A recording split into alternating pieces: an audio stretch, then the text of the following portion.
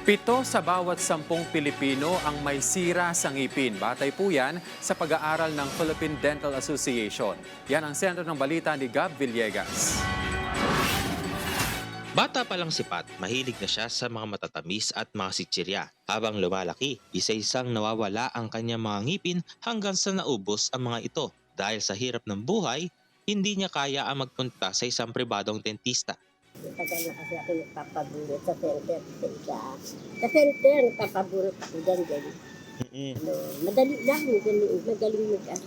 Sa isa-isa na nawawala yung mga ipin ko noon pa. Nagkabungal-bungal na ako.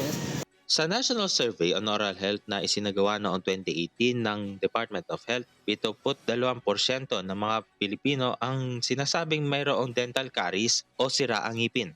Ayon kay Dr. Sandro Raimondael, Vice President for Visayas ng Philippine Dental Association, patuloy ang kanilang kampanya para sa wastong pangangalaga ng ating mga ngipin. As early as sa mga bata pa po, sa mga kinder, inuumpisahan na po natin yung habits nila to take care of their teeth.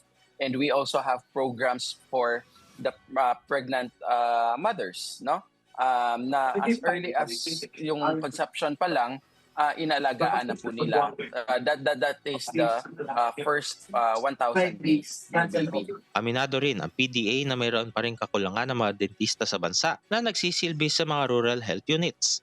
May mga hakbang rin ang PDA para mahikayat ang mga dentista na maglingkod sa pamahalaan. We have currently talks with the congressmen, may nilalabi po tayo na sa Congress and the Senate na increase of the salary grade for dentists. Hopefully po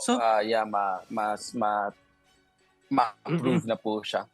Ayon kay Health Undersecretary Liza Perez Chong, 2 beses dapat sa isang taon nagpapatingin ng isang tao sa dentista. Ang PhilHealth may handog na rin na dental package sa mga miyembro nito. So sa 1,000, meron kang 2 cleaning sa loob ng isang taon. Okay? Siyempre, before that, meron kang check-up. So iki-cleaning ka, pagka-cleaning sa'yo, kung ikaw ay bata, pwede kang i-fluoride.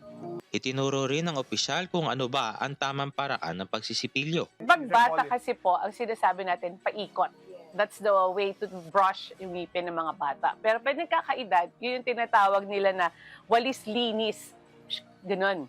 Importante na very gentle ang pagbabrush. Hindi ka pwedeng nanggigigil or very light. Ibinahagi rin ni Chong ang kahalagahan ng pangangalaga sa ating mga ngipin. Pagka marunong ka mag-alaga ng ngipin, then basically, you know how to take care of yourself and to take care of others. May paalala rin si Health Secretary Ted Herbosa. Very important, alagaan natin ang ating ngipin.